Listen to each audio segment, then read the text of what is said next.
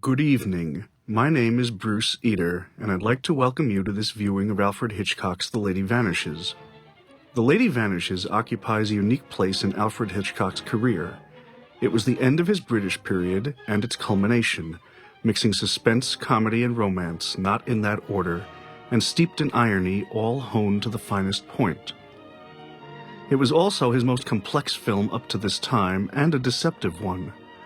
Among other unique elements, it had less music than almost any other movie Hitchcock ever made, but the music is a centerpiece to the plot. Listen to the tune that we're hearing now.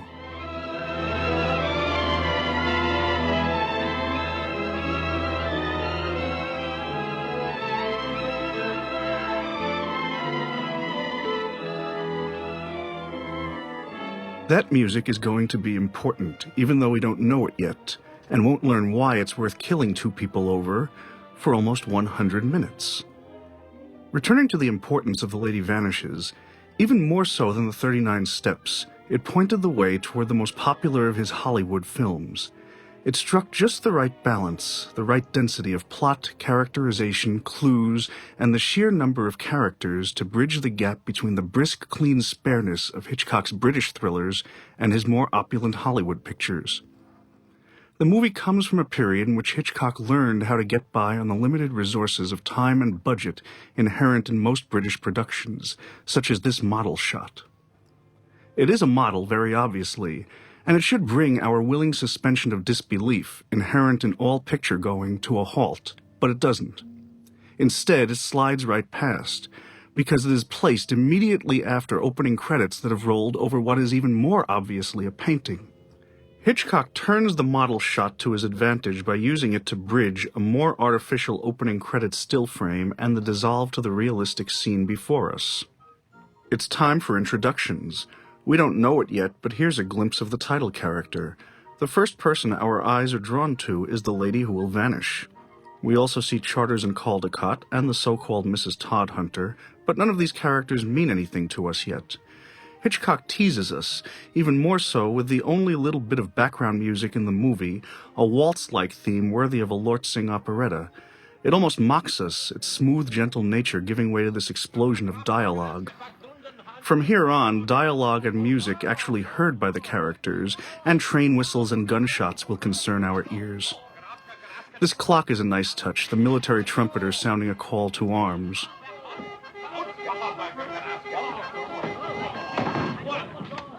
Incidentally, the Brandican language spoken by Boris the hotel manager is non-existent, gibberish assembled by screenwriters Frank Launder and Sidney Gilliat from fragments of half the languages in Central Europe, and then translated into Italian, German, and finally English. Meine Damen und Herren, bitte schön, Registroren, bitte. Dankeschön, Dankeschön. These first 20 minutes of Lady Vanishes amount to a comic opening act. It seems to go nowhere, although it is extremely funny, leading into the serious second act and the third act denouement. Hitchcock's best British thrillers have this leisurely opening pace. The Man Who Knew Too Much opens with a family vacationing in San Moritz, and the 39 Steps in a music hall. We're meeting Iris Henderson, played by Margaret Lockwood, as a somewhat spoiled British tourist who will find herself in the midst of a nightmare in a few hours. Not even the sheets, we know. The Lady Vanishes has the most gradual opening of any of Hitchcock's thrillers. It stands exactly opposite the pacing from, say, Vertigo, where the opening credits and the opening shot exude disorientation and menace. There's not even the hint of anything remotely menacing for the first 24 minutes of this movie, and we might start to wonder why it is that we're seeing any of this or sitting here at all, except that it is so funny. We do get lots of information that will be important in the second and third acts of the movie. One vital aspect of the film's cleverness is that we are too busy laughing to worry about how important that information might be, but not laughing so hard as to miss any of it. A very careful balance and an ideal example of one manifestation of the willing suspension of disbelief. Hitchcock now gives us a closer look at some of the other characters who will figure in the action. Charters and Caldecott, the two English tourists portrayed by Basil Radford, he with the mustache and the scar, and Naughton Wayne, represent the quintessential Englishmen abroad. Their dialogue seems to indicate something serious and ominous in the works, England on the brink, as they say, words that in 1937 recalled the dark rumblings of what was then known as the World War or the Great War. In a time when the United States is wrecking Middle Eastern countries by mistake, it's good to remember that in the period in which Lady Vanishes was made, Americans were considered nothing more than an annoying group of rival tourists with, as Charters and Caldecott say, no sense of proportion. We think, as we watch, that we might be seeing something serious going on, as Charters and Caldecott try to figure out how best to return to England as quickly as possible. This is just enough to hold our interest in something that seems like an important plot element, and it will be, but not for the reasons we suspect here. The comedy continues in this sort of pidgin European language. Incidentally, the original screenplay includes translations of everything that Boris and the other Brandikins are saying. Alex, na kruska na tatrapatatiska. Ja, der rekatista Champagne Miss Anderson. Grika, oi, wees mir. Messieurs. Écoutez, monsieur, il y a longtemps que je vous ai demandé une chambre pour deux, avec un salon et salle de bain. While Charters and Caldecott try to hurry back to England, we now meet our illicit romantic couple, Mr. Todhunter and the so-called Mrs. Todhunter, played by Cecil Parker and Lyndon Travers. All we know about them at this moment is that she's disillusioned, which you can see from her expression in this great piece of blocking as her face fills the shot when they walk away from the desk. This could be a shot right out of a German expressionist silent film. You don't even need the dialogue. And it's no surprise, given Hitchcock's training in Germany in the early 1920s and his admiration for the expressionists. With these little intimate close-ups, we're getting a view of personalities that anticipates Hitchcock's Rear Window. The camera is, in effect, a voyeur, without help of narrator, exactly what James Stewart did with his neighbors in the 1954 movie. You'll find echoes of various elements of Lady Vanishes turning up all over Hitchcock's subsequent career.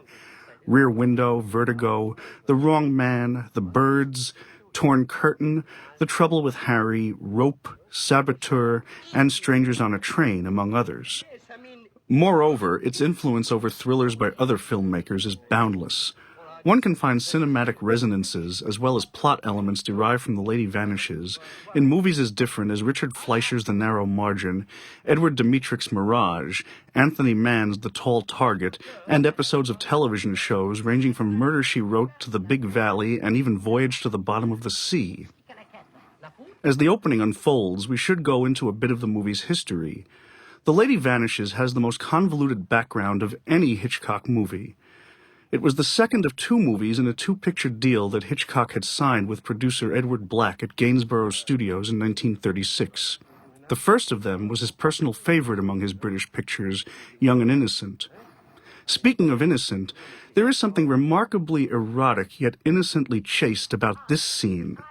It doesn't seem notable today, but it is unlikely that an American movie made in 1937 would have handled this scene in quite the same way. Iris Henderson and her friends are showing a fair amount of leg, both to the waiter and the camera, outside of the context of a musical stage, dance hall, or beach scene for a movie of this era. Hitchcock could get away with it in England, where there was no restrictive covenant in the manner of the Hollywood production code, which did its best to discourage unwarranted excessive displays of the female body. In fact, 8 years later, Margaret Lockwood was in another movie made at Gainsborough, The Wicked Lady, which had to be partly reshot for American release because censors over here felt that the women's gowns in some scenes showed too much bosom. Iris is pondering marriage here, and this whole section of the picture involves couples. Iris's impending marriage, Charters and Caldecott paired up in the same room, and the Todhunters and their unhappy relationship. The first act is filled with references to real and cockeyed couples, people paired off together or about to be. And darts with the rural dean. What is there left for me but marriage?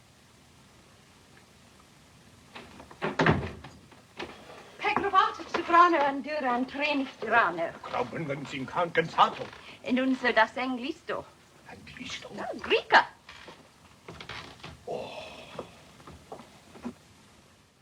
Some viewers over the years have suggested that Charters and Caldecott represent a vaguely hinted gay couple. They seem to have no interest in women, after all, and regard the rather lusty maid with suspicion.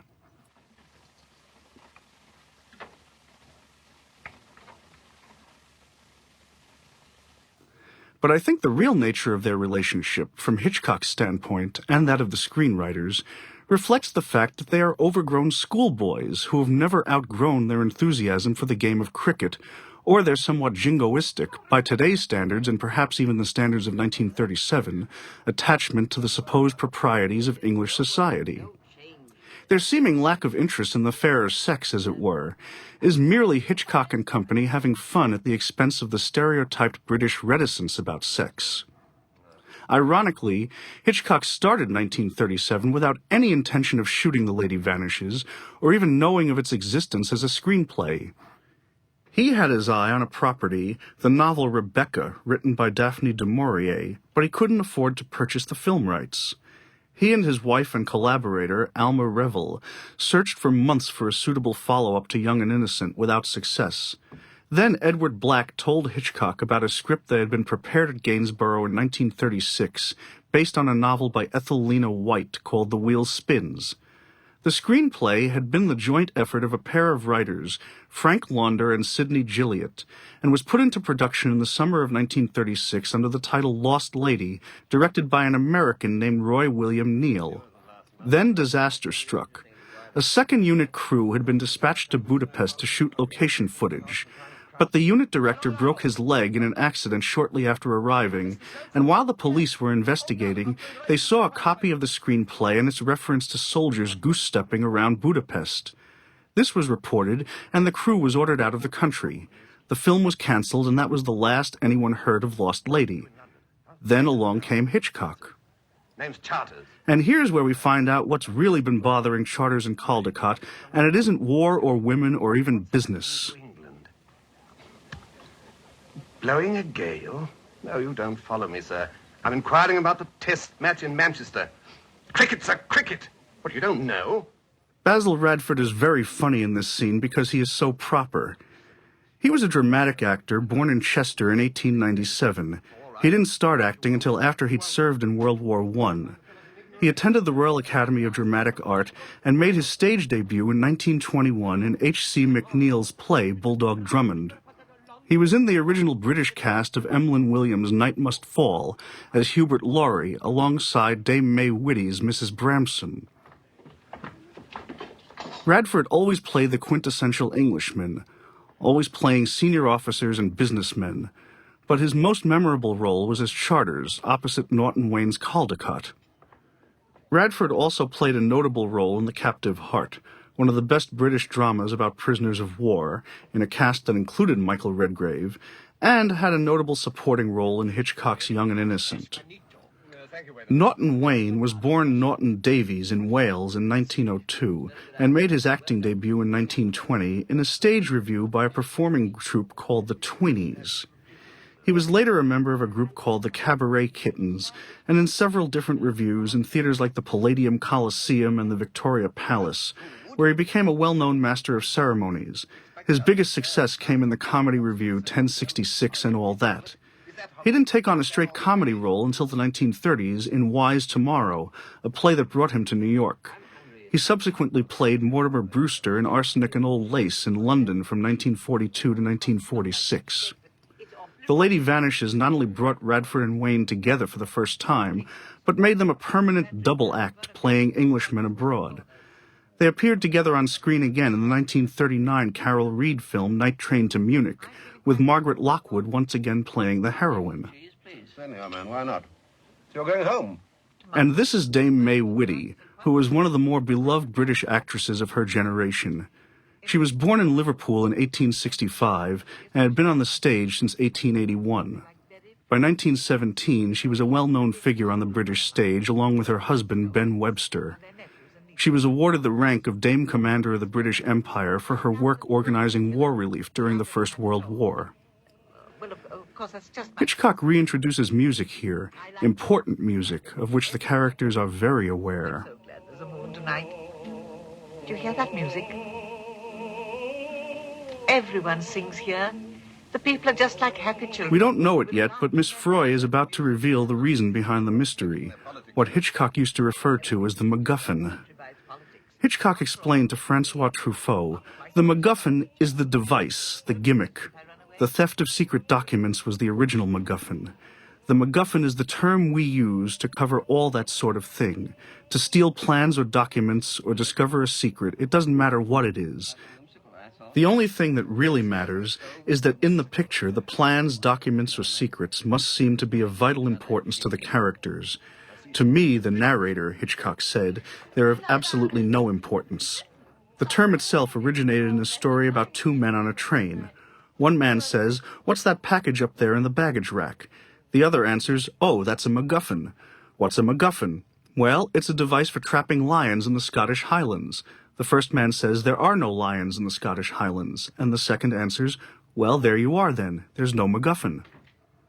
So the MacGuffin could be anything, a secret formula or blueprint, a secret clause in a treaty, the identities of American or British agents overseas, enemy agents operating here, or anything that anyone may be motivated to kill over.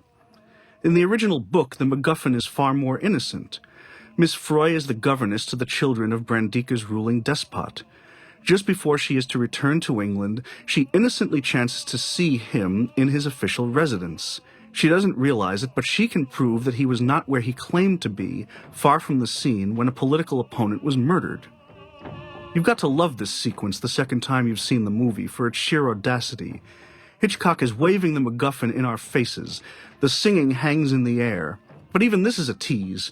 What's more, the focus on music provides both the reason for Miss Froy to have her first conversation with Iris and the introduction of the hero of the piece.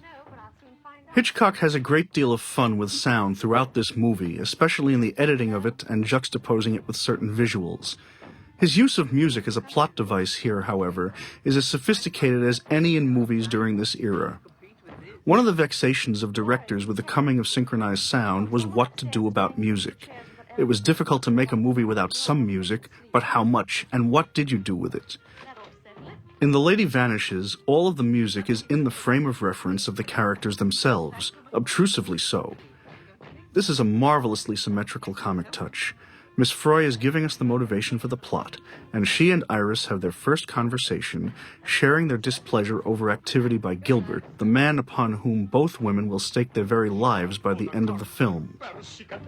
It's a bit of cleverness that one appreciates afterward, that this night, and as things work out, all of Iris's subsequent nights and days are going to involve this annoyance, Gilbert, not Charles Fotheringale, the blue-blooded check chaser. She's been everywhere but in love, done everything but fall in love, and that's set up to change here. And here we have Michael Redgrave, making his first major appearance on screen. But if Hitchcock had been able to get his first choice for the part, it wouldn't be Michael Redgrave we're seeing here. The casting of Lady Vanishes illustrated one of the ongoing problems from his British period that few people discuss about Hitchcock: finding adequate male leads. Hitchcock's search for a leading lady, from Madeleine Carroll to Joan Fontaine to Grace Kelly to Eva Marie Saint and Tippi Hedren, is well known. But in the 1930s, it was leading men who were as much of a difficulty. While we're talking about Lady Vanishes, it's probably worth saying something about the man who isn't here, his favorite leading man of the period, Robert Donat. Hitchcock had actually wanted Donat, whose performance in The 39 Steps had delighted him, for 4 subsequent pictures. But misadventure and miscalculation had marred the chance for any ongoing relationship. Donat hadn't wanted to get typed as an actor who specialized in thrillers, and as a result, he'd turned down The Secret Agent in favor of a romantic fantasy comedy, The Ghost Goes West. Months later, Donat was offered the role of the hero in Sabotage, but then his chronic asthma manifested itself, and he was forced to turn down the part. In both films, Hitchcock was forced to accept the services of leading men, John Gielgud and John Loder, with whom he wasn't entirely happy. Hitchcock wanted Donat for The Lady Vanishes, but another onset of asthma made it impossible for the actor to accept the part. The director did offer him one more choice part, Maxim de Winter in Rebecca, but he turned it down, and that marked the last time that Hitchcock ever approached Donat. In the end, Redgrave's appearance in The Lady Vanishes marked the beginning of a major movie career for him. With a little... He never forget as long as he live.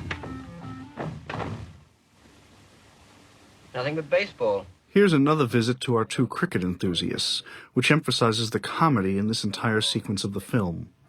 In the opening of the movie, Charters and Caldecott are excruciatingly funny but not terribly serious. Their obsession with cricket will have more dire consequences later in the film. In the book, incidentally, they aren't there. They were purely a creation of Launder and Gilliat in the screenplay, and in fact, some sources have suggested that Radford and Wayne were already cast in the roles when Lost Lady was intended for production a year earlier. Americans have got no sense of proportion, they say, over the absence of any news about cricket in the International Herald Tribune. The ultimate irony-laced point of the script, of course, is that they, as overgrown schoolboys, don't have any sense of proportion. Can't stand this ridiculous lack of privacy. Lock the door. Oh! This scene is almost worthy of Laurel and Hardy, and there's nothing quite like it elsewhere in the movie.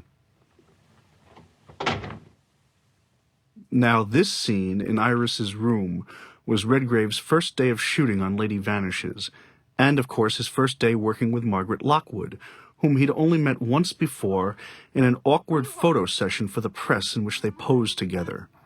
And he hated it. He later said that one of the most disconcerting aspects of movie work was that, unlike theater, where players would get to know and become comfortable with one another over weeks of rehearsal, movies forced actors who might never have seen each other before to try and work together and closely together for take after take. And that was another thing that bothered him about film acting.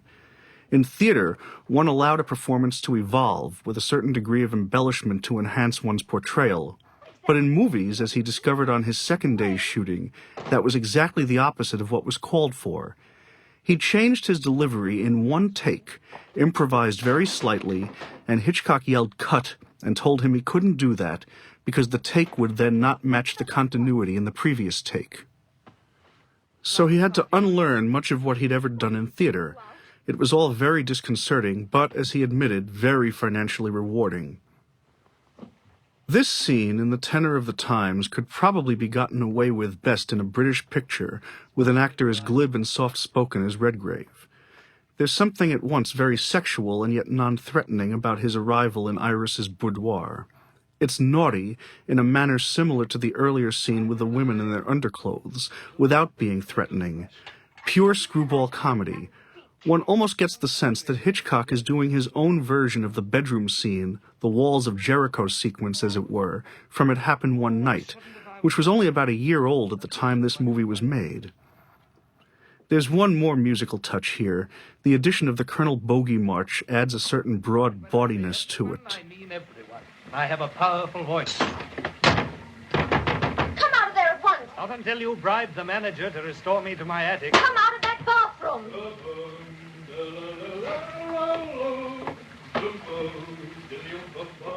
This, however, may be lost on a generation that only knows the song from its use in the Bridge on the River Kwai without words. In fact, anyone from England will tell you that the song has some of the dirtiest words ever intended for popular consumption, several sets of dirty lyrics attached by soldiers and others over generations. But the fun and games are about to draw to a close here, along with Iris's unflappable self-confidence and the entire first act, as Hitchcock finally gets down to business in the picture. Would you? You're the most Hitchcock reveals the MacGuffin, something in the film that is worth killing someone over, but not precisely what it is or why it's worth murder. Curiously, the first time I saw reference to the scene before us was not in Hitchcock's movie, but in one of the popular culture rip-offs of his work. There's an episode of the Irwin Allen series Voyage to the Bottom of the Sea entitled Escape from Venice, which aired in 1965 when I was 10, in which an American secret agent must escape from Venice with a piece of information carried on a tune. The musician passing the tune to one of the agents is stabbed to death as he sings his serenade beneath the agent's window. Irwin Allen probably never realized where the scene had been lifted from, but I checked the writing credit on the script, and it was Charles Bennett, the veteran British screenwriter and one-time Hitchcock collaborator, who certainly knew from which movie he'd borrowed it. We've now gotten to the end of the most enjoyable opening of any movie that Alfred Hitchcock ever made, a directorial tour de force that rivals North by Northwest, Rear Window, and any of Hitchcock's most celebrated American movies. The neatest part about Lady Vanishes for the repeat viewer is that it's a Hitchcock film in which the mysteries multiply all through the first act, almost geometrically. We start out wondering what the movie is about. Then we wonder when the thrills that we are expecting will come up. And instead it throws us some comical red herrings and elements of screwball comedy and a whopping great puzzlement in the guise of the murder that we've just seen. First-time viewers at this point might wonder which lady is going to vanish in view of the fact that the film has introduced 3 women. Incidentally, the actress on the right, Googie Withers, was still working in the 1990s. She played David Helfgott's benefactress in Shine. Getting back to our principals, Mr. Todhunter seems shady enough to endanger his companion. Miss Froy seems innocent enough, but she's not. And then there's Iris, who makes these extended farewells, and then, inadvertently, returning Miss Froy's glasses, which will be vital to the plot later on, blocks this attempt on her life. It makes us wonder who is in jeopardy. The movie's posters made it seem that Margaret Lockwood's Iris was the lady who vanishes. In the novel, Iris is a victim of sunstroke, and this becomes the basis for her later suspected hallucinations. This whistle signals the train leaving and a change in the movie. Hitchcock's equivalent to flashing lights in the lobby of the theater to tell us that the show is about to begin. Now we're in the transition sequence. The train is pulling out of the station, and so really is the movie. The pacing of the entire picture, the performances, the delivery of the dialogue, the cutting of the movie all change, quickening. If you stop and think about it for a moment, the film does move a bit like a train pulling out of a station, very slowly at first in terms of plot development, but gradually building up speed until, by the third act, we're rolling like a runaway. This montage divides the first and second acts and establishes Iris's disorientation. The octagonal image is much the same one we'll find in Vertigo 20 years later, representing Scotty Ferguson's disorientation. And now we're on familiar Hitchcock territory. There's disorientation here and vague tension as Iris sits recovering, of the kind that people had come to expect from his pictures. It may surprise modern viewers to learn that as early as 1937, Hitchcock felt he was in danger of becoming too familiar. Audiences and critics felt they knew what to expect from a Hitchcock movie. His pacing of the first 26 minutes of The Lady Vanishes was a very deliberate choice to surprise all of them. And it worked. In fact, very little of what we see in The Lady Vanishes is what it seems, beginning with Miss Froy. Getting back to the use of the train as the setting for the second act, really the core of Lady Vanishes, it was important on a cinematic level. This was an early instance of Hitchcock experimenting with a confined setting and trying to create suspense within such a setting. He'd used trains before, the London Underground in Blackmail, and Robert Donat's initial escape in The 39 Steps. But those were only small sections of those films. In Lady Vanishes, the train ride is the center of the movie, the reason we pay our admission. Ah, here is a couple with something to hide. Even Miss Froy, who is leading a double life, as we later discover, assumes they're newlyweds. In fact, they're an adulterous couple.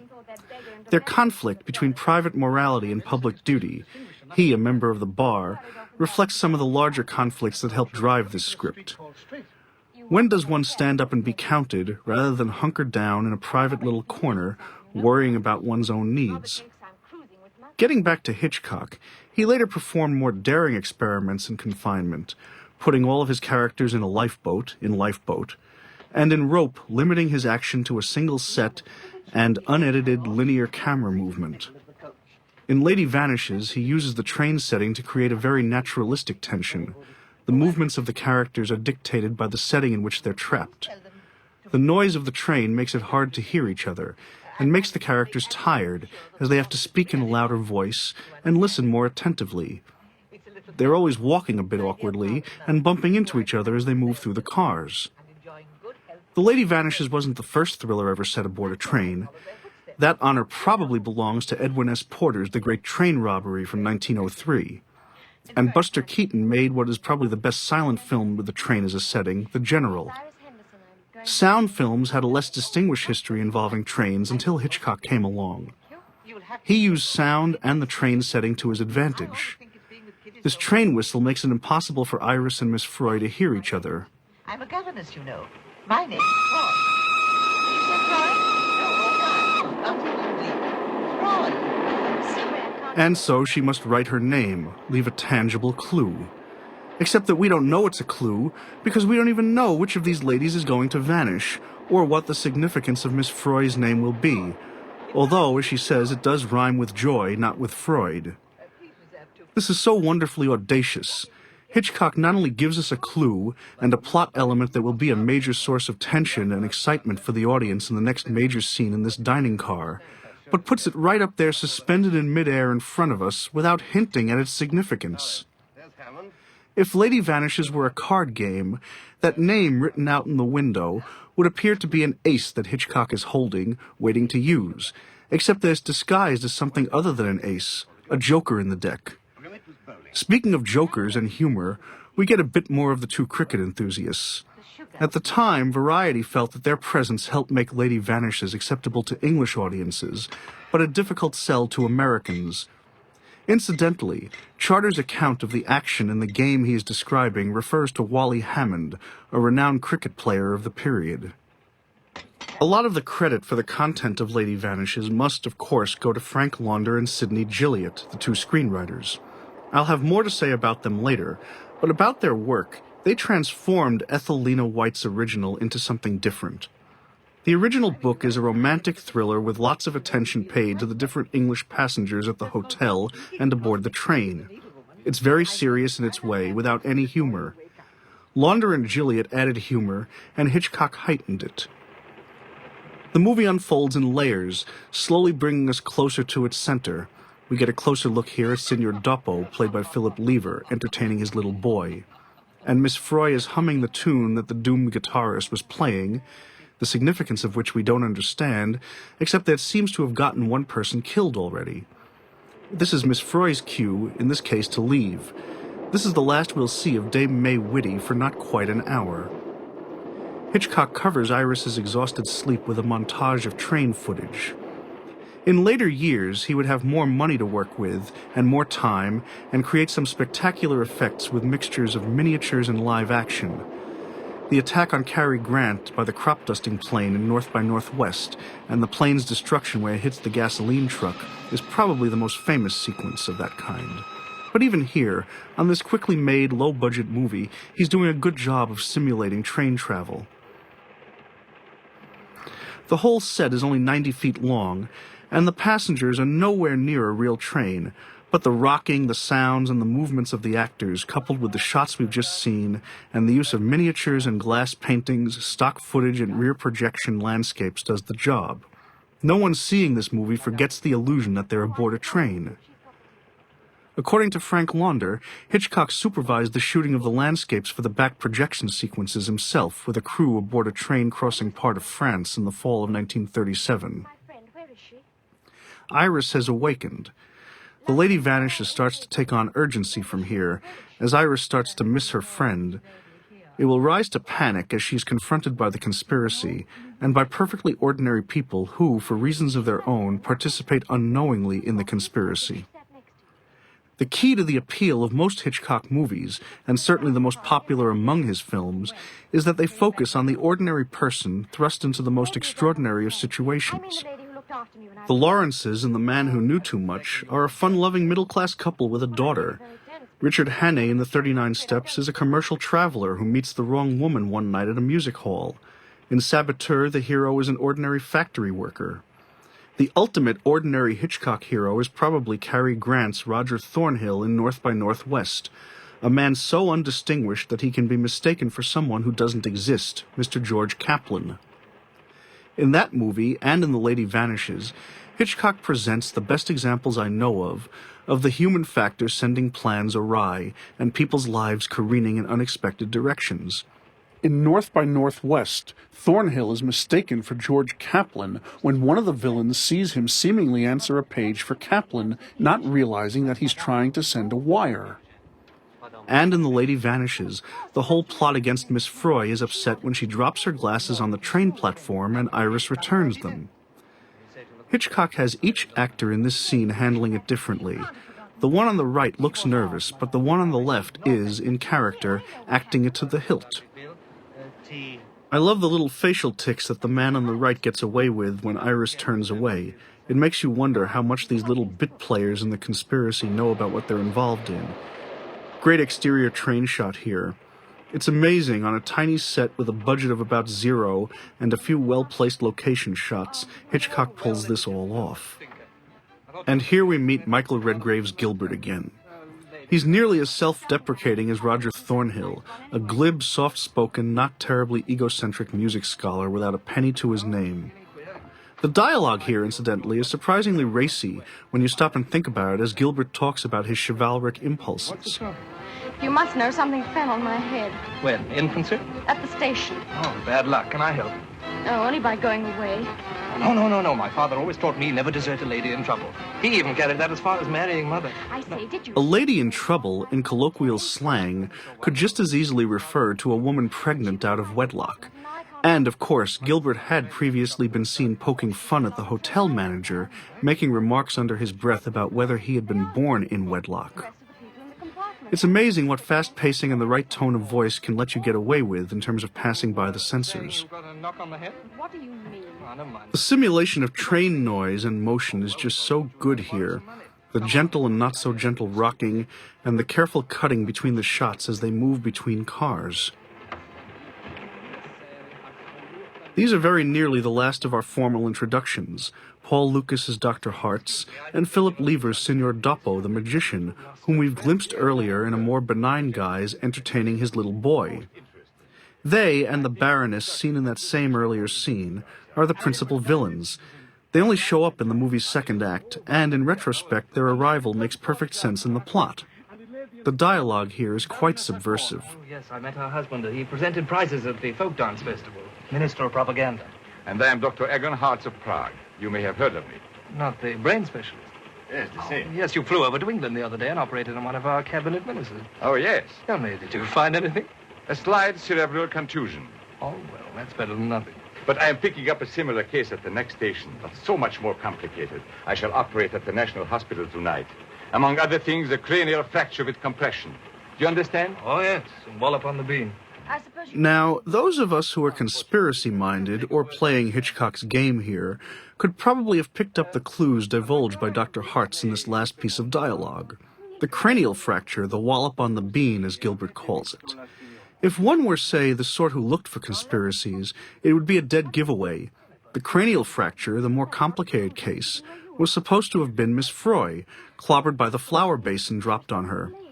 But Iris got hit in the head instead, and then befriended Miss Froy aboard the train, thus complicating the plot. Of course, Hitchcock's pacing is so brisk that this material goes right past us at the time.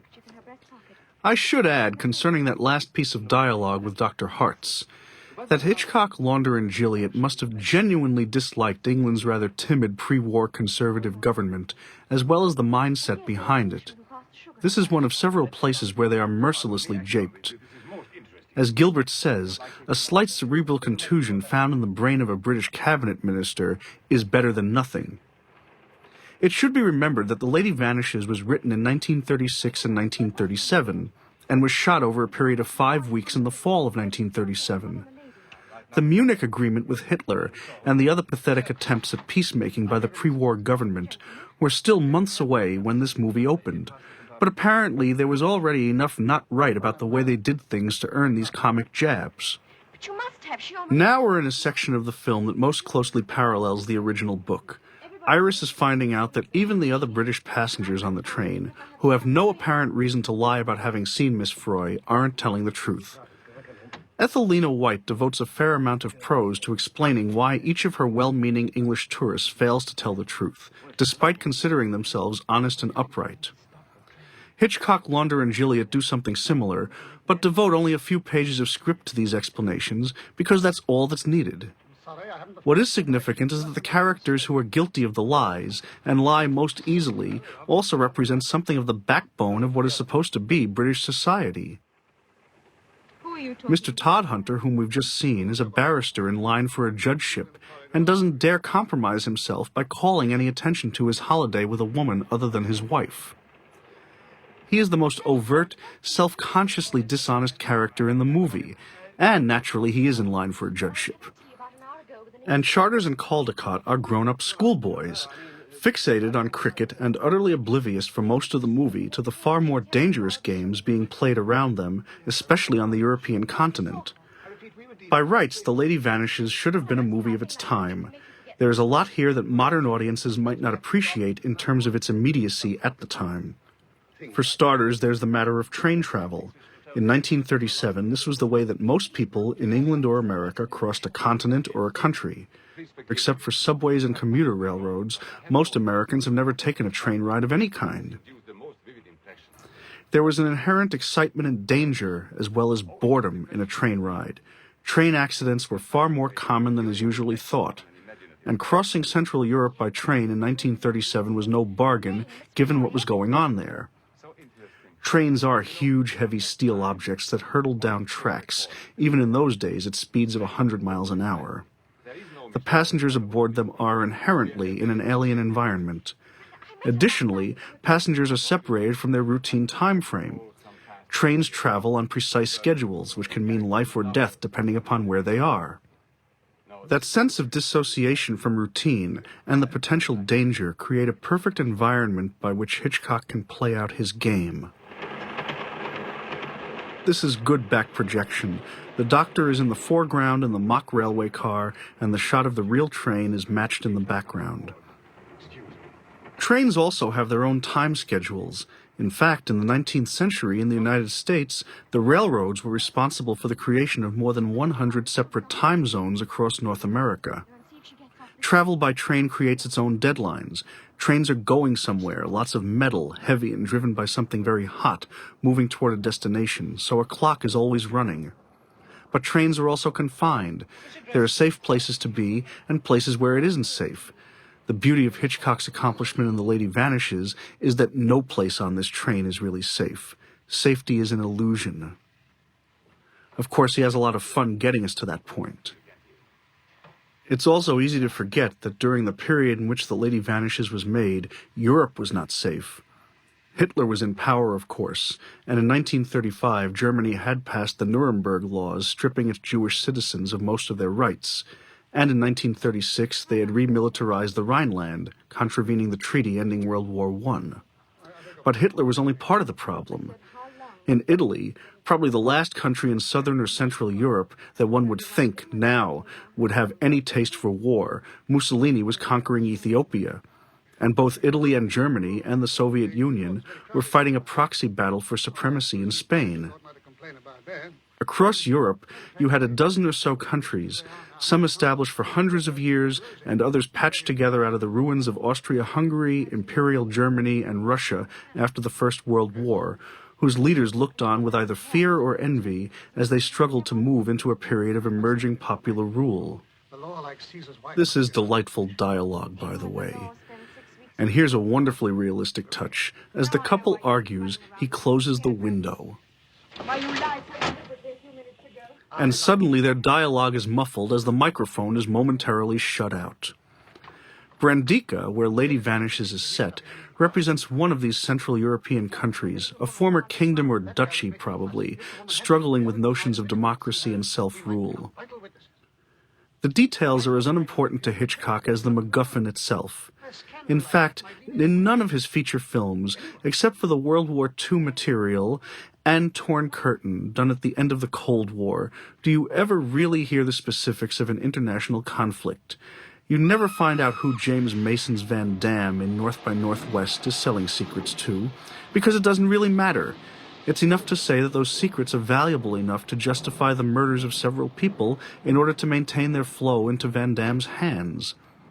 The MacGuffin in The Lady Vanishes most resembles the one in Foreign Correspondent, a secret treaty. This was a uniquely interwar concern. It's easy to forget that in the period between the two world wars, secret treaties, and even not-so-secret ones, were a source of anxiety in some circles nearly as great as nuclear proliferation became after the war. Within the experience of the makers and audience of Lady Vanishes, the overriding memory would have been of the First World War and the fact that nobody had wanted that war. There was an awareness that treaties of the kind that Miss Froy is reporting about to British intelligence were the cause of it. One country attacked another, which was backed up by a third or fourth sworn to support it in time of war, and suddenly all of Europe was ablaze. The responsible leaders of the 1930s wanted desperately to avoid those secret alliances, but of course there was no mechanism in place with which to avoid them, no United Nations, and no international forum with any authority. Getting back to our script for a moment, this is amazingly adult dialogue for its time, about divorce and infidelity, not to mention the practicalities involved. You couldn't let me down, could you? You'd have to do the decent thing as reluctantly as only you know. The so-called Mrs. Todhunter is morally less compromised than Mr. Todhunter, because she genuinely struggles with her decision to come forward, even if she doesn't make the right decision for the right reasons, or stick with that decision when it looks as though she's compromised herself and her well-being.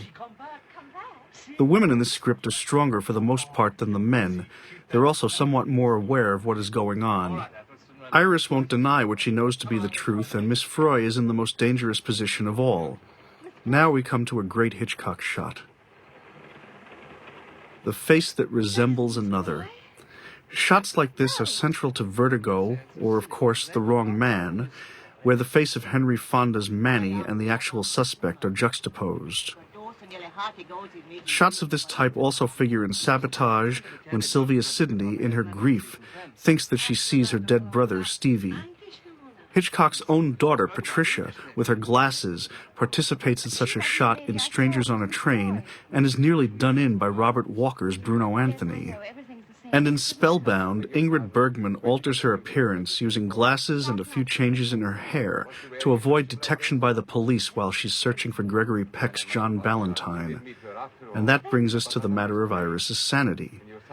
Hitchcock was a filmmaker who loved challenges in depicting suspense, in creating the illusion of confined spaces and establishing tension. But shots like Madame Kumar's introduction or Judy's meeting with Scotty Ferguson in Vertigo are meant to throw the audience off as much as the character. When the script of Lady Vanishes finally fixes on the doubts about Iris's sanity, Hitchcock broaches the tightest confinement of all in terms of safety.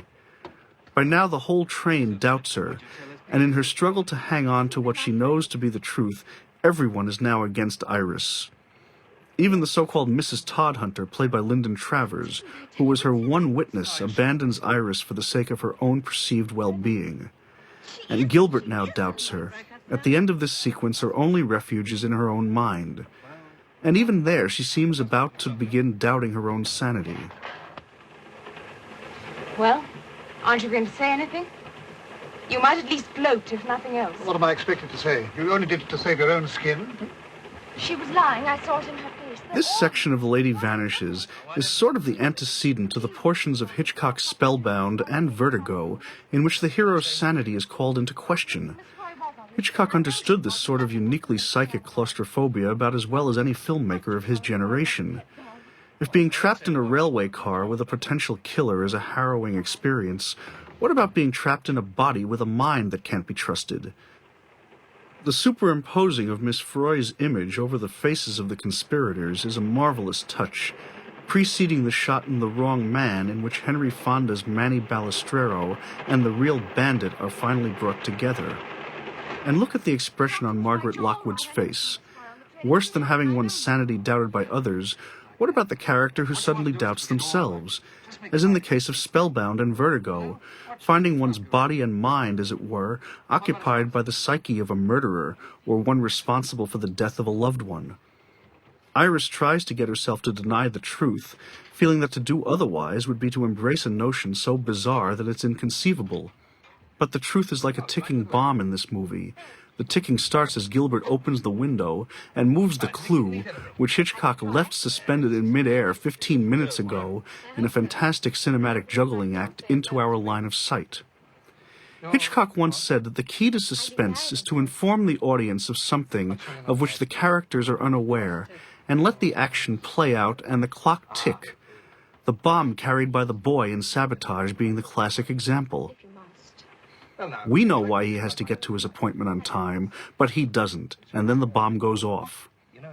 The bomb here, a truth bomb as it were, is even more suspenseful because we see it in a two-shot of this couple clear as day, and they don't. And in the course of the conversation, small talk about families, impending marriage, and finding out a bit about each other, an even more important clue occurs to Iris, although neither we nor she recognize it at the time. Miss Fry gave the waiter a packet of it. Packet of what?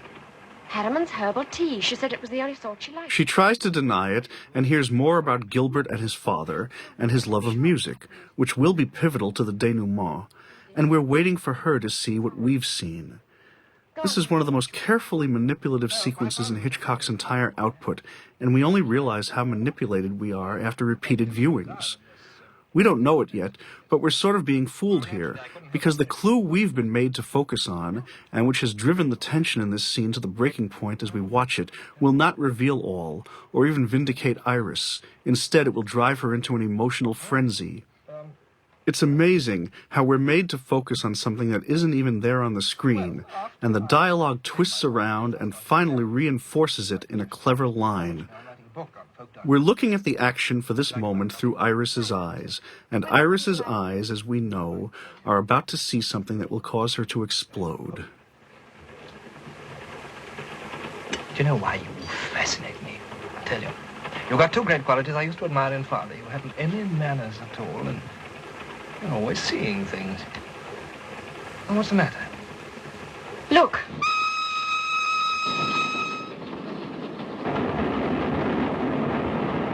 The vanishing of the name on the window is in the book and isn't really explained, except that Gilbert has opened the window, which lowered Miss Froy's name into our line of sight, but also made it possible for the smoke, dust, and steam from the train passing through the tunnel to obliterate the name. Talk about manipulation. We and Iris move 2 steps forward and 1 back, and now the pacing gets cranked up. Iris is in a blind panic, screaming, and the train whistle comes in, mirroring her shrieking. I know you think I'm crazy, but I'm not. I'm not. For heaven's sake, stop this train. Leave me alone. Leave me alone.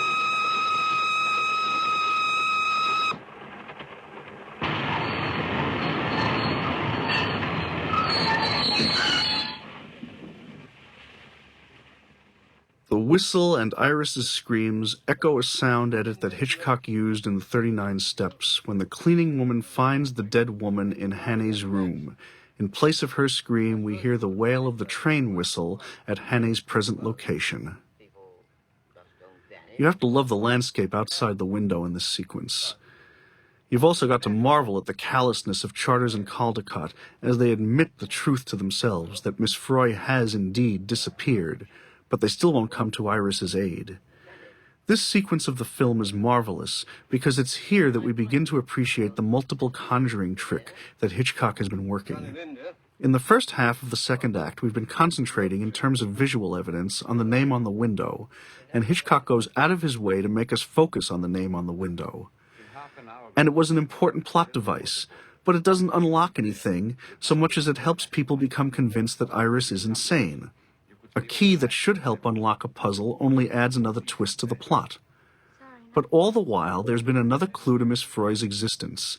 It's been spoken of and alluded to, and it crops up 3 times, but Hitchcock has continually distracted us from that clue so that we don't recognize it or expect that it will be important. And it is placed in the perfect point in the movie, the very darkest, at a moment when Iris is alone and abandoned and disillusioned, and even Gilbert's connection to her is strained to the breaking point. And also the quietest point in the movie, when the main characters are standing still and no one is saying much. And at that quiet moment, random chance takes over.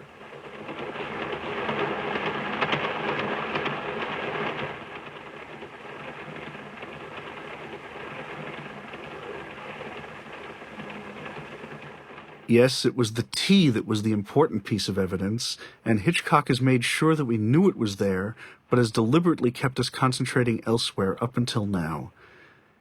If this movie were a card trick, the name on the window seemed to be an ace but was a joker, while the tea is a deuce that turns into the ace. Some viewers have noticed that there is a vastly different quality to the sound in this section of the movie after Iris faints following her pulling of the communication cord to stop the train. This seems to be deliberate, except in the shot where the cook opens the window to dump the garbage and one exterior shot of the train. The noise of the train's movement is markedly lower here than it is earlier in the film. Dialogue is much more important in this part of the movie, as Iris and Gilbert stop fighting and start communicating, seriously, as well as start loving each other. There's also far less panic and more investigation, as it were, a stealthy search for clues, which allows Hitchcock to lower the volume somewhat. In terms of sound, the audio in Lady Vanishes was ordinary optical film sound. Magnetic recording tape didn't become practical until the 1940s. Hitchcock had started out in the movie business during the prime years of the silent era in the mid-1920s. He'd made the transition to sound more nimbly than most of his colleagues. His first talkie, Blackmail, which was also the first all-talking British feature, had special problems because of his use of a leading lady who was not a native English speaker. In those days, there was no capability for dubbing. You recorded as you shot, and microphones were very limited in their range. So he had an English-speaking actress hiding on the set, out of shot, reading the dialogue simultaneously with the on-screen actress. Where most other directors felt hemmed in by sound, Hitchcock showed in Blackmail how it could be used to heighten suspense, particularly the scene at the table where the word knife is emphasized on the audio track as the heroine listens to the account of a homicide that she's committed. Blackmail had its faults as a talkie, as many early sound films did, but it was also one of the most suspenseful movies of its era. Nobody complained of Hitchcock's trick with the voices, and it made deft use of the new medium. So Hitchcock, more than any other director of his period, had recognized the soundtrack as a key part of a film's environment, as much as the visuals. In the 39 Steps, the sound editing in the scene where the body is found. Or, in Secret Agent, the murder of a man who turns out to be innocent, witnessed through a telescope without sound, broken by the howling of the dead man's dog and the reaction of the man's wife to the dog. I don't know. My theory? I'll tell you. Here's a section of the script that Hitchcock altered. Originally, one of the passengers was supposed to be a banker, but Hitchcock had Launder and Gilliat change him to a magician in order to include the clue of the vanishing lady and also the couple's slapstick search of his belongings, including this magic cabinet. It lightens the middle section of the movie and makes this seem almost like one of the Thin Man films from Hollywood, as the hero and heroine fall all over themselves trying to work out the mystery. This is what comes of not saying abracadabra. Oh! Oh! You hurt? Ouch! I'll give it, Oscar. Not much. Come sit down over here. What is that thing? Well, in magic circles, we call it a disappearing cabinet. Get inside and vanish. So I noticed. You were about to tell me of your theory. Oh. Here's a bit of fun on the part of the screenwriters. Gilbert's donning of the deerstalker cap in emulation of Sherlock Holmes is humor at the expense of the kind of movie that Launder and Gilliat and Hitchcock were not making. In the first place, There actually was a Sherlock Holmes series in production in England during these years, starring Arthur Wontner. And most mysteries of this era typically featured a formidable, near-omniscient observer sleuth, Charlie Chan, Philo Vance, or whomever, near the center of the action, and often had a stock cast of characters, usually including a butler. Hitchcock, Launder, and Gilliat didn't want to make that kind of movie, but they did take the time to acknowledge and parody the form. The disguise sequence is doubly funny if you know British pictures. Gilbert's momentary imitation of English comic actor Will Hay is an in-joke. One of Launder's regular assignments at Gainsborough was to write scripts for Will Hay. Boys, which of you has stolen Miss Froy? Own up. Those glasses. Give them to me. Why? Now we're coming to a section of the movie that made Hitchcock and Michael Redgrave very unhappy. Redgrave never liked the speed with which movies were made. As a theater actor, he'd been trained to rehearse and to develop characterization over time. He found out during the shooting of the upcoming fight scene with Philip Lever as Signor Doppo that movies had no time for any of this. He'd had a chance to run through the fight scene once with Lever and Lockwood, and then Hitchcock wanted to shoot it. He told Hitchcock that on the stage they would have had 3 weeks to rehearse such a scene. Hitchcock's response was, "Well, in motion pictures we have 3 minutes." Then he told them to shoot it.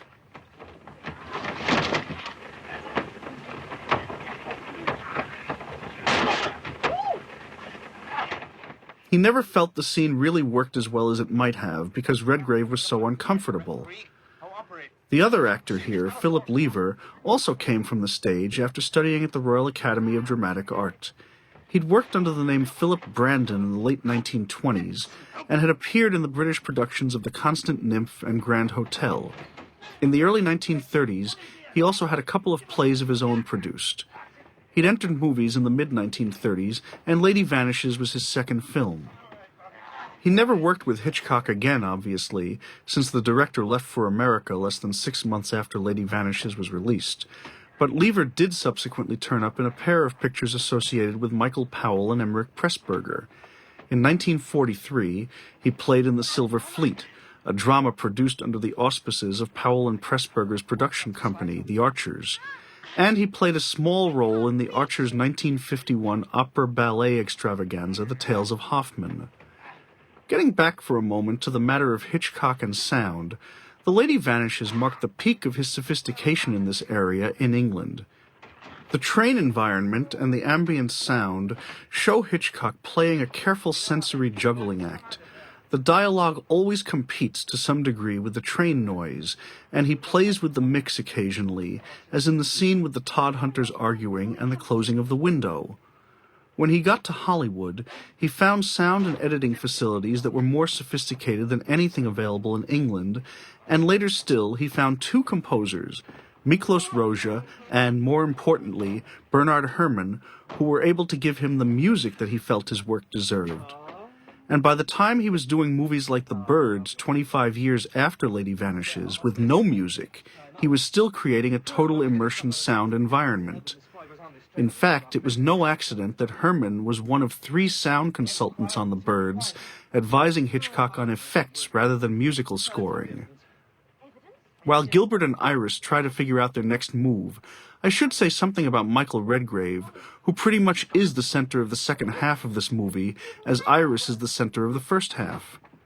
At the time he was chosen for Lady Vanishes, Redgrave was appearing in Chekhov's The Three Sisters on stage in London, in a company managed by his mentor, John Gielgud. Redgrave was born in 1908 in Bristol and was the son of the actor Tom Redgrave, who had appeared in silent films in Australia during the teens. Michael Redgrave had worked at several professions, including journalist and school teacher, before he succeeded as an actor. He made his stage debut in 1934 and immediately found himself in demand.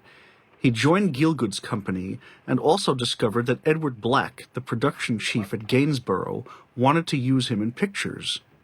He obliged by doing one short scene in Alfred Hitchcock's The Secret Agent, starring Gielgud, in 1936, but otherwise steered clear of movies. He found it impossible to take them seriously because of the way they were prepared and shot and the demands of repetition. Still, when the chance to do Lady Vanishes came along, he found Gielgud not only willing to let him do it, but encouraging him as well. No. I don't think she's a nun at all. They don't wear high heels.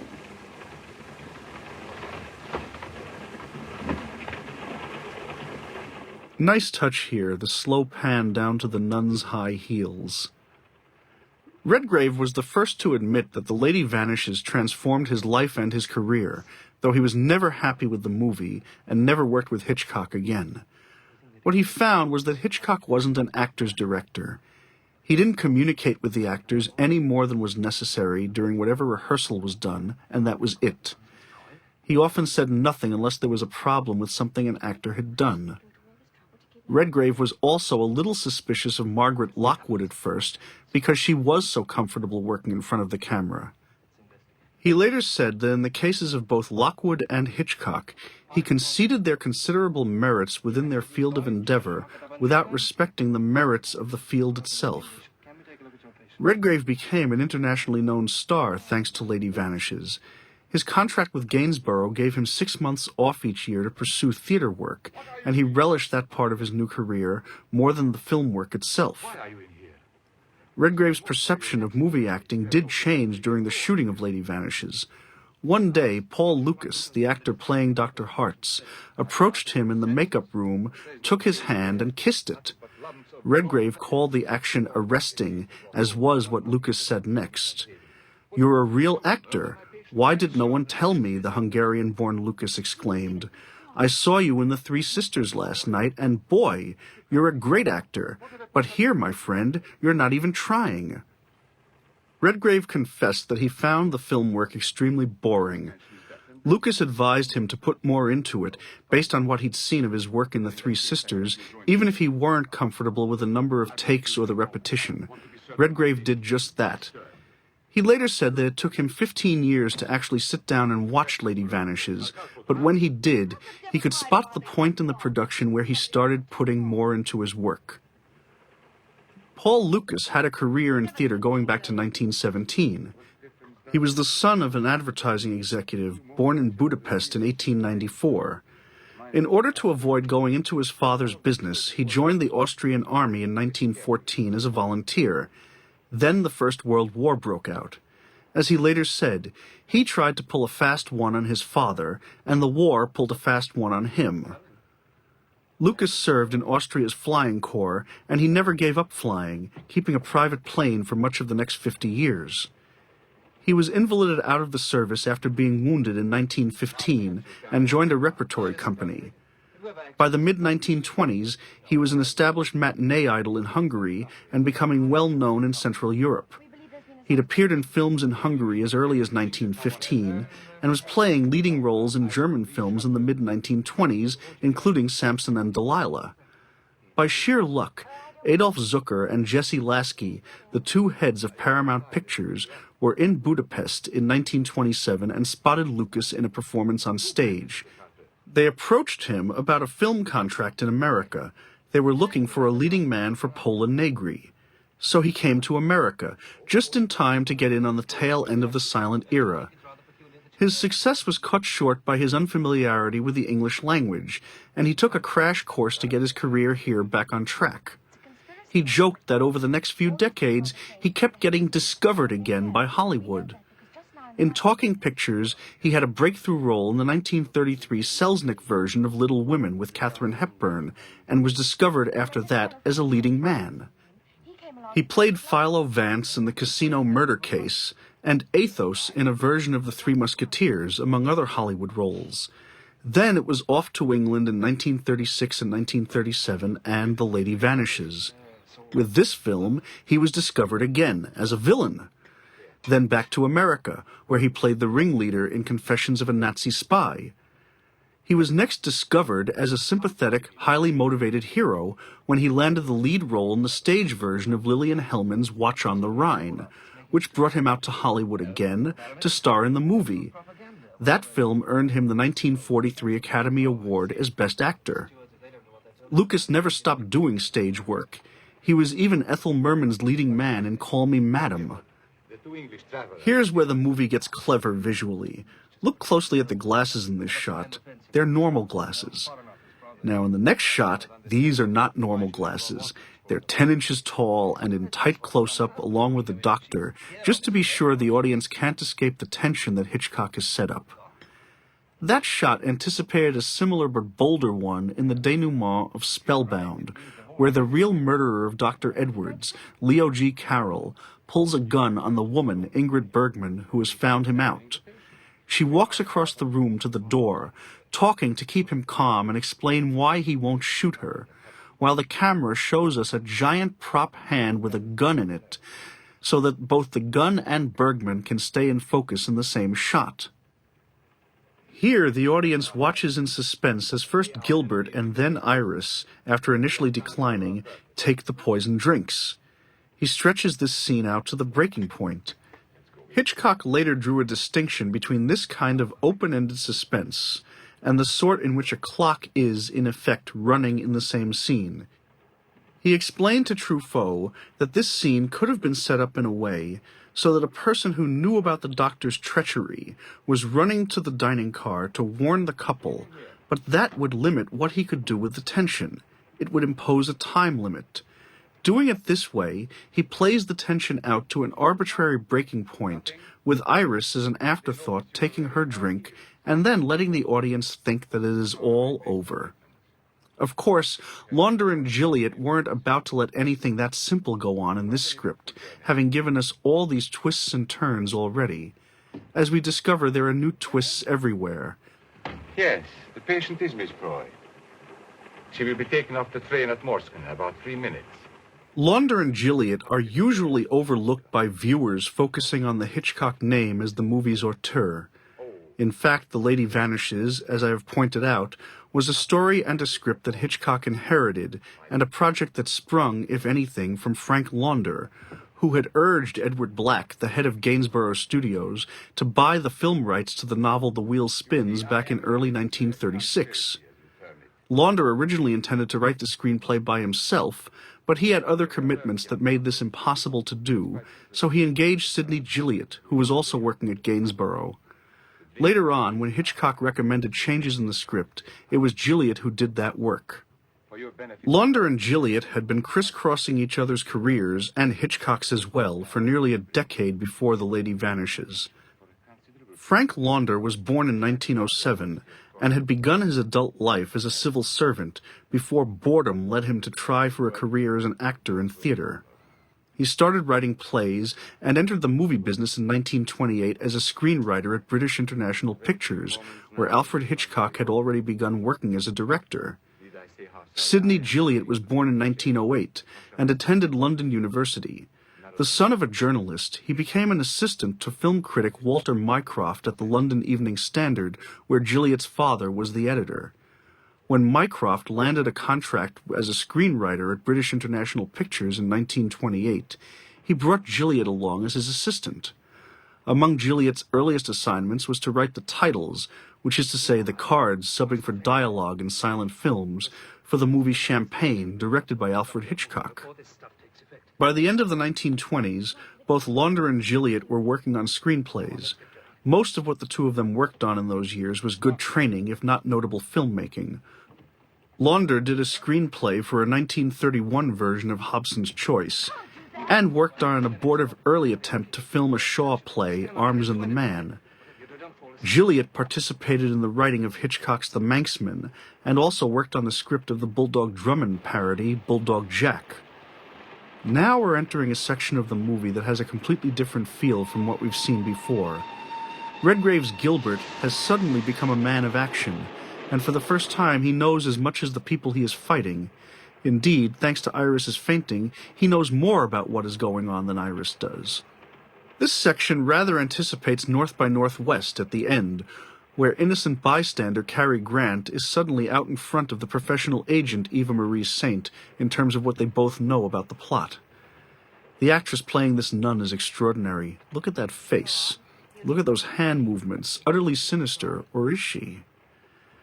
This particular nun is something of an answer to Gilbert and Iris's prayers. Religion and the clergy, especially Catholic clergy, play a peculiar role in Hitchcock's movies. Hitchcock came from a Catholic family and was educated in a Jesuit-run school, which, evidently, was a wretched experience. He later was quoted as saying that he learned nothing but fear. Nuns do play a small and strange role in his movies. Here, when we think this woman was a nun, she seemed absolutely sinister. When she finally speaks freely, it is to help Gilbert and Iris, informing him that they have not been poisoned. She even helps him subdue Madame Cummer. Notice how calm the movie gets here. This is deliberate. For the first time, the hero has stolen a march on the villains, who have become complacent.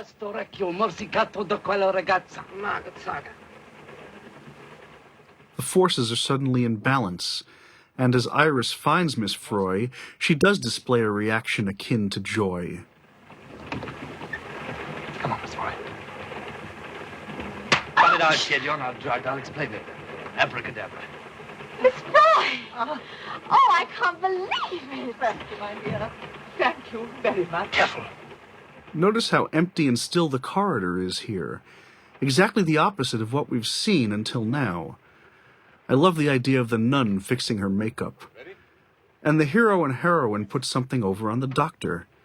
They pull their own switch. Madame Kummer is back substituting for Miss Froy exactly where she came in. And they play dead for the doctor, while he doesn't realize that there are more people in that compartment than he knows, and everyone there is working against him. The train ride seems to be ending as the action slows down, and so might the movie have ended here, if Launder and Gilliat had stuck to their original script. This is where the book ends. Miss Froy is discovered and rescued, and there are simply too many witnesses for the doctor or his confederates to continue their charade. You can kill one supposed accident victim, but doing away with 4 or 5 people is harder and messier. And that would have been nice, but it also missed opportunities that Hitchcock saw. For one thing, the train offered more possibilities for action, and there had been relatively little action in the movie up to this point. We've had suspense and comedy, including slapstick, and a battle of the sexes, and a kidnapping with some minor fisticuffs, but no real action. But having taken us this far, why not go all the way for a much more exciting finale? And so, he had Gilliat add a whole new set of twists to the plot. First, Dr. Hartz must make his own discovery. I'm sorry you've had such an uncomfortable journey, Miss Froy. And so, Gilliat added a 15-minute coda, in effect an entire third act, in which the loose ends are finally tied up. We even find out what the MacGuffin is in the last act and why it is worth killing anyone over. This sequence is the flattest in the film in terms of complexity, but it is exciting in ways that few British pictures ever attempted to be. Where this doesn't make much sense is, however, that Dr. Hartz himself is a foreign national, identified as coming from Prague, who happens to be in the employ of the Brandenburg government. Why these railroad officials should follow his orders is debatable. But then Hitchcock always said that logic wasn't central to any of his stories. In fact, he used to say that the first thing he threw away in devising a plot was the logic. The story really only has to work on its own terms. Dr. Hartz is a kind of character that turns up in numerous Hitchcock movies and is common enough in films today, but was a relative rarity in major motion pictures of the 1930s, the corrupt authority figure. He is articulate, educated, an internationally known figure, even a humanitarian from what Gilbert says of him, and he has turned out to be a willing murderer. His motives are never quite clear. He is not Brandenburg, so patriotism isn't one of them. In some ways, he is the moral antecedent to the noted surgeon and teacher, played by Erich von Stroheim in Louis Milestone's The North Star, who has placed himself in the service of the Nazis. To permit the existence of anyone who cannot be trusted. You wouldn't dare. I know too much. Precisely.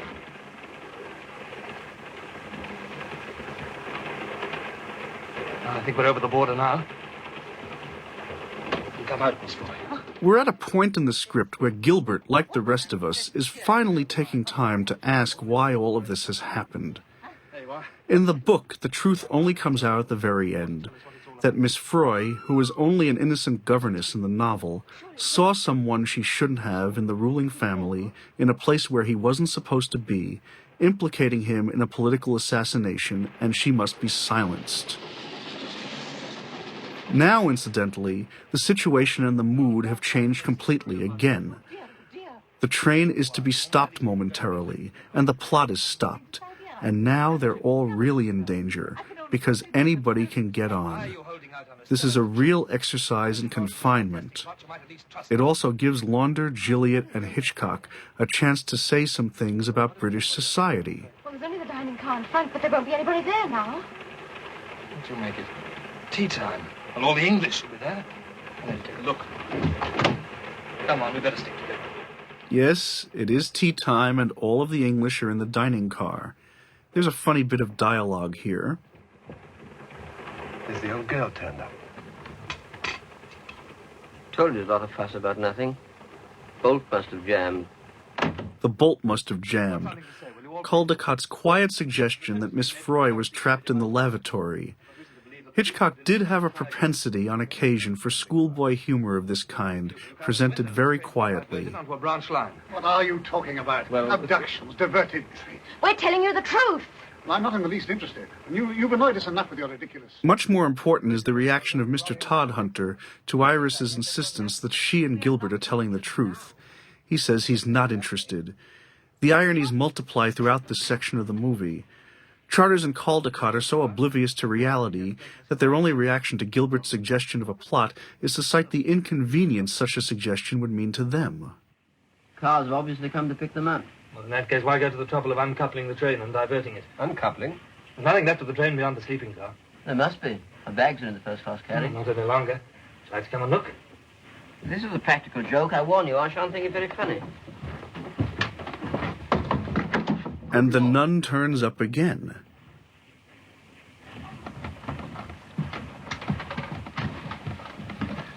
Let's have some of that brandy. You don't suppose there's something in this fellow's story, Collicott, do you? Seems a bit queer. I mean, after all, people don't go about tying up nuns. No, they don't go about tying up nuns. Hitchcock's feelings about real nuns may have been summed up in the movie Vertigo. It is the appearance of the nun at the end of that movie that causes Kim Novak's Judy, in her panic, to flee and fall from the tower. In The Lady Vanishes, the phony nun turns out to be a source of vital, life-saving information for Gilbert on several occasions, including this scene. I have come to offer the most sincere apologies. An extremely serious incident has occurred. An attempt has been made to interfere with passengers on this train. Fortunately, it was brought to the notice of the authorities. The other Britons, even the ones with doubts, must maintain the proprieties. I will inform the British Embassy at once. Ladies and gentlemen, the cars are at your disposal. Well, we're very grateful. It's lucky some of you fellows understand English. Well, I was at Oxford. Oh, really? So was I. What year? Hold on, this woman seems to be trying to say something. I don't understand the language, and it may be important. Would you... What year, indeed? The real enemy here, as much as the conspirators, is the complacency of Iris and Gilbert's fellow Britons. This was Hitchcock's and Launder's and Gilliat's dig at entrenched British society, and perhaps at its reaction to the antics of Adolf Hitler. They can't accept the notion that anything is wrong with what's gone on. Until now, that is. Vanka.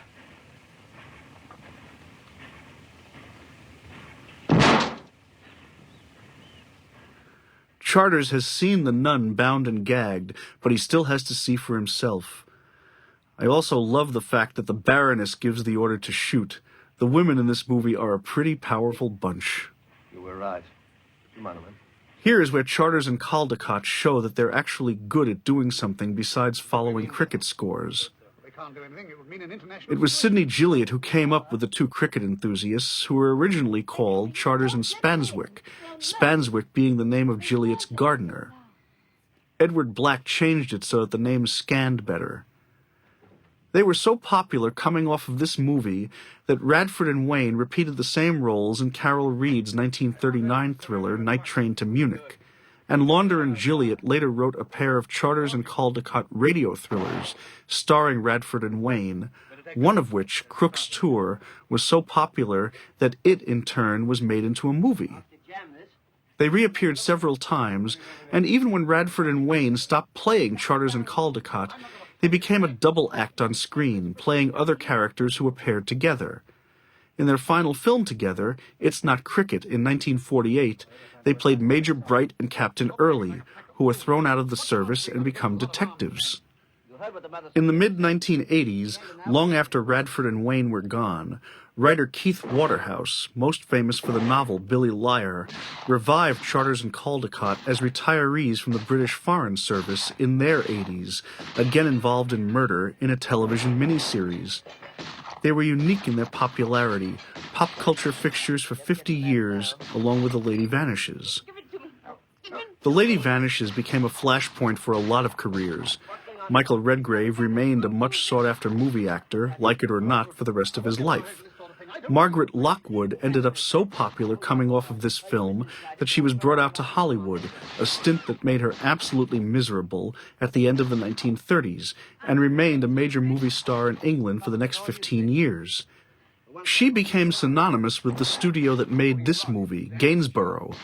In the early 40s, as a counteractive to the realities of the war, Gainsborough made a series of costume dramas set in the 18th and 19th centuries, in which Lockwood played the kind of vixen roles that Vivien Leigh might have handled if she'd never done Gone with the Wind or been married to Olivier. Launder and Gilliat suddenly found themselves in demand as screenwriters, and they never looked back. Indeed, according to some accounts, they were so envious of the international fame that Hitchcock derived from Lady Vanishes that this possessed them to eventually start producing and directing their own movies.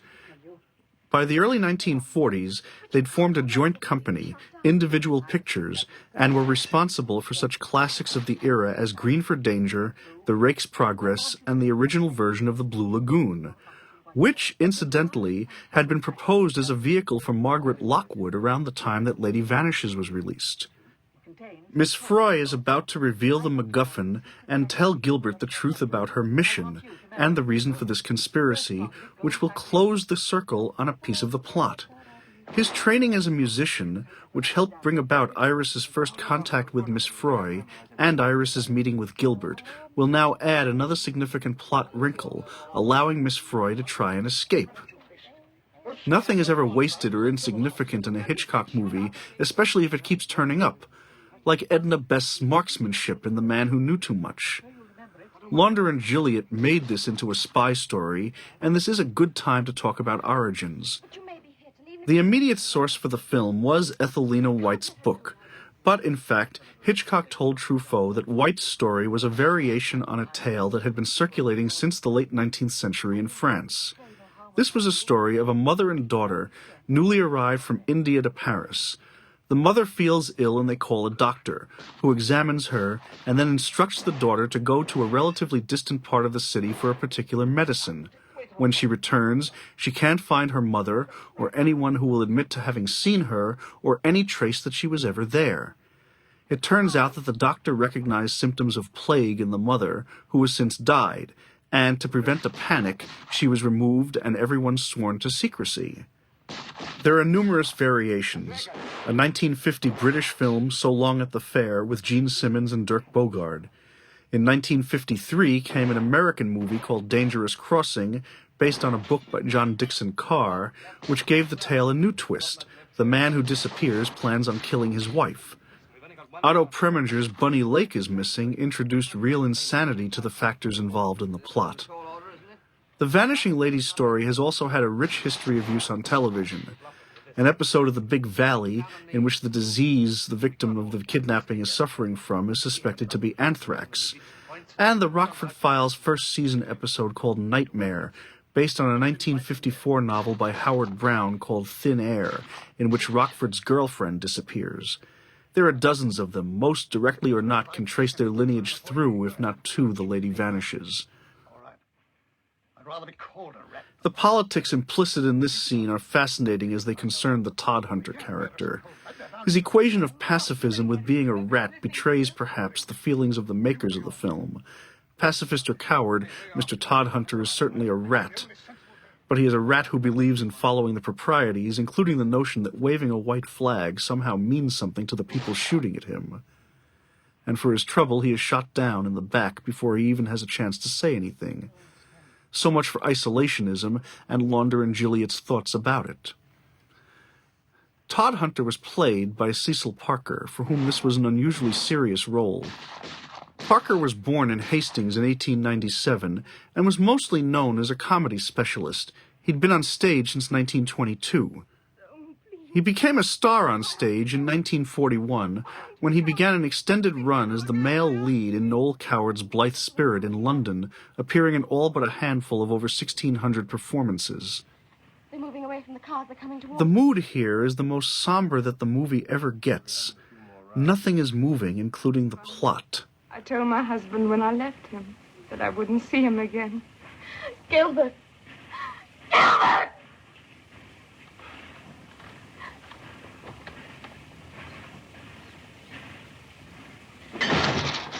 And now the train is moving again, along with the story and the action. This is a good time to talk about the biggest star to emerge from this picture, Alfred Hitchcock. He'd been sought by the American studios since the 39 Steps, but the right deal could never be made. He was hemmed in by the British film industry, which was generally rather emaciated on a financial level, and unable to decide what kind of movies it wanted to make. But he was a director who worked best with a minimum of interference once a script and a budget had been devised. And most American studios were notorious for the lack of independence they gave their directors. So the right deal could never be made. At around the time of Lady Vanishes, for example, he'd been negotiating with MGM for a contract that would have paid him $35,000 a picture in 1937 dollars. Multiply that by 10 or 20 times, not only in terms of inflation, but also in terms of what that money would have meant on the scale of the British film industry at the time. And MGM balked. Hitchcock ended up, incidentally, only ever making one movie for MGM 22 years later, and he was paid $2.5 million for North by Northwest. He'd also been talking with David O. Selznick. Curiously, he was represented by Selznick's brother, Myron, but this didn't make the negotiations any easier. A deal was finally worked out just as Lady Vanishes sent Hitchcock's stock over the top. Something you don't know, Captain. There's only one bullet left in that gun. And this false nun, who turns out to be true British as well as saving her own skin, shows up as a significant part of the plot again. She's played by Catherine Lacey, who was already on her way to becoming one of the busiest and most honored working actresses in English theater. The Lady Vanishes was her first film, and she appeared occasionally in movies for the next 30 years, including Powell and Pressburger's I Know Where I'm Going, Joseph Losey's The Servant, and Billy Wilder's The Private Life of Sherlock Holmes. But it was on stage that her real career was focused. Her work included years with the Old Vic and the Royal Shakespeare Company. She played Cleopatra in Antony and Cleopatra, and leading roles in plays by Terence Rattigan and Ibsen and Schiller. And she was Hecuba to Michael Redgrave's Hector in The Tiger at the Gates on Broadway in 1955. Getting back to Hitchcock, at the time he signed with Selznick, the producer wanted him to make a movie about the Titanic. Think of how that might have stacked up against A Night to Remember, much less James Cameron's 1997 blockbuster. But that project was abandoned for a variety of reasons having to do with logistics and production difficulties, not to mention Selznick's involvement with Gone with the Wind. The amazing thing about The Lady Vanishes is that it has not only held its audience for the 70 years since it was released, but has gained new fans. We don't travel by train anymore, and apart from places like Monaco, where Hitchcock leading Lady Grace Kelly retired after her marriage, barons and baronesses and uniformed soldiers seldom mix anymore, and our movies are mostly made in color. But every year, The Lady Vanishes adds to its fans. It's one of those films, like Citizen Kane and Casablanca, that simply hasn't aged. It lacks the sweep of the former and the romance of the latter, but it gets by on multifaceted cleverness, humor that hasn't dated, and pacing that any filmmaker trying to appeal to audiences over the age of 18 would kill for. It's time for the film to tie up all the loose ends, and while we're at it, here is a moment that dedicated Hitchcock fans have waited for. Hitchcock himself in one of his standard cameos. Charters and Caldecott will find that their own rushing around was to little avail.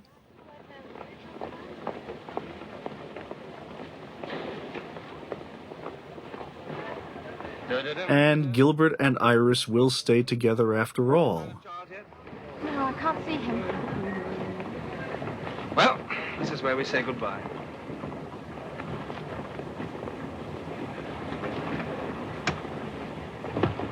Oh, what's the matter? There's Charles Fotheringale, her blue-blooded check chaser. Charles, Yes, you heartless, callous, selfish, swollen-headed beast. And the obligatory screen kiss. Oh, you going anywhere? Foreign Office. And now there's only one bit of business left. What happened to the MacGuffin and Miss Froy? Somewhere where there are no trains. And suddenly, the MacGuffin disappears. For the first time, Gilbert's abilities fail him as he's been distracted. It's gone. What's gone? Oh, the tune, I've forgotten. No, oh, no. Oh, wait a minute, let me concentrate. Dun, dun. The movie never stops being funny, but the makers give Lady Vanishes the ultimate happy ending with the tune. Oh, yesterday. And now I've forgotten it completely.